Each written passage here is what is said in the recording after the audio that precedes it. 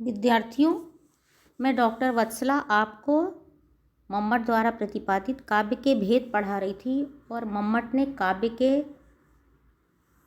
3 भेद बताए हैं और क्रमशः उनका वर्णन किया है।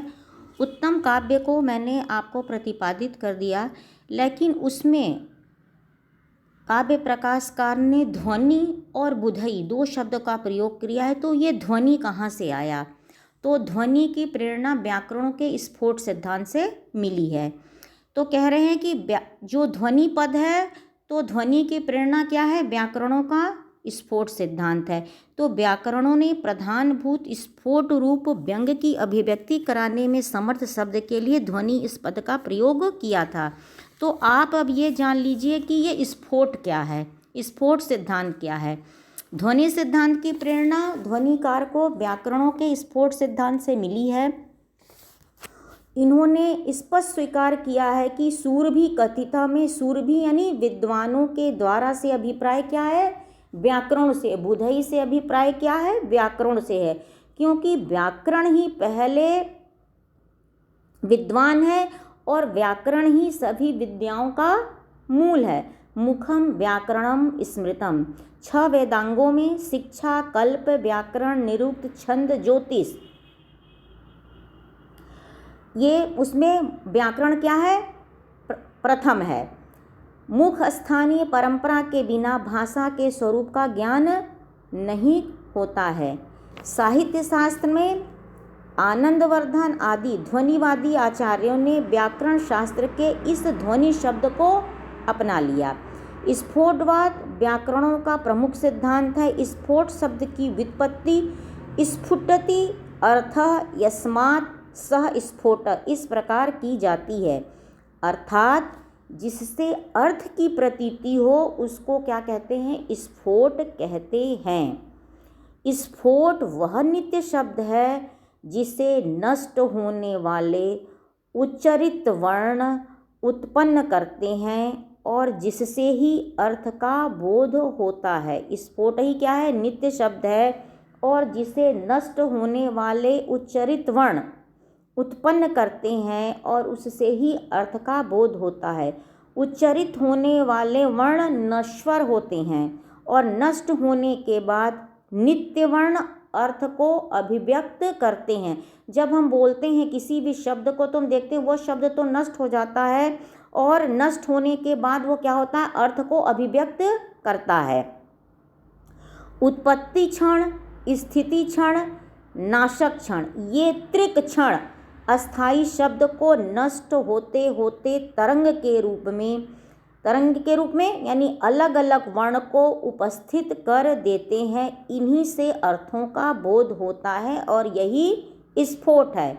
यानी जब हमने शब्द को बोला और जब थोड़ी देर के लिए शब्द स्थित रहा और जैसे हम बोल चुके तो वो क्या गया? नाशक क्षण। तो उत्पत्ति क्षण, स्थिति क्षण, नाशक क्षण, ये त्रिक क्षण अस्थाई शब्द को नष्ट होते होते तरंग के रूप में अर्थात अलग अलग वर्ण को उपस्थित कर देते हैं। इन्हीं से अर्थों का बोध होता है, यही स्फोट है।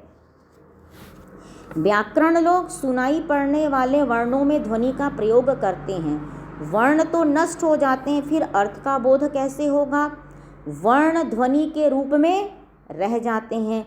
सुनाई पड़ने वाला वर्ण अनित्य है। अनित्य वर्ण घंटे की अनुरणात्मक ध्वनि है। अनित्य वर्ण के द्वारा नित्य वर्ण का बोध होता है, इसीलिए नित्य वर्ण को स्फोट कहते हैं।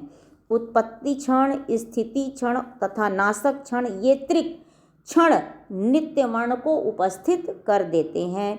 व्याकरणों के द्वारा अनित्य वर्ण से नित्य वर्ण की अभिव्यक्ति के लिए व्यंजना व्यापार स्वीकृत हुआ, अर्थात अनित्य वर्ण नित्य वर्ण के व्यंजक होते हैं। व्याकरणों के इसी सिद्धांत को साहित्य शास्त्री विद्वानों ने अपनाया है। उनका कहना है कि वाच्यार्थ और वाचक शब्द जहाँ गौड़ होकर अन्य अर्थात व्यंग्य अर्थ को अभिव्यक्त करते हैं, शब्द के उस व्यापार को व्यंजना और अर्थ को ध्वनि इस नाम से व्यवहार करते हैं। उच्चरित वर्ण क्या है? नाद के द्वारा क ख बोला गया और नष्ट हो गया। श्रूयमाण वर्ण क्या हो गया? ध्वनि जो हम सुन रहे हैं, नष्ट होने के पहले श्रूयमाण अर्थ आ जाता है। हमने वर्णों का उच्चारण किया, जैसे वर्णों का उच्चारण हुआ वर्ण नष्ट हो गए, और श्रूयमाण वर्ण यानी ध्वनि नष्ट होने के पहले श्रूयमाण वर्ण को क्या करता है? उपस्थित कर देता है। श्रूयमाण अर्थ से अर्थ की प्रतीति होती है, यही स्फोट है और यही नित्य वर्ण है व्याकरण के अनुसार। व्याकरण उच्चरित वर्ण को ध्वनि कहते हैं क्योंकि वह नित्य वर्णों को उपस्थित करता है।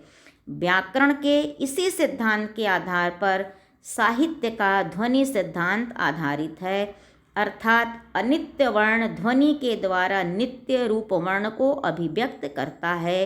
अतः वर्ण को वे लोग ध्वनि या अनुरण रूप मानकर उसी से नित्य वर्ण की अभिव्यक्ति मानते हैं। जहाँ व्याकरण ध्वनि से स्फोट की अभिव्यक्ति की धारणा करते हैं, उसी प्रकार ध्वनिवादी वाच्य और वाचक के द्वारा अनुरण के रूप में उपस्थित होने वाला प्रतीयमान अर्थ को व्यंग का मूल ध्वनि मानते हैं।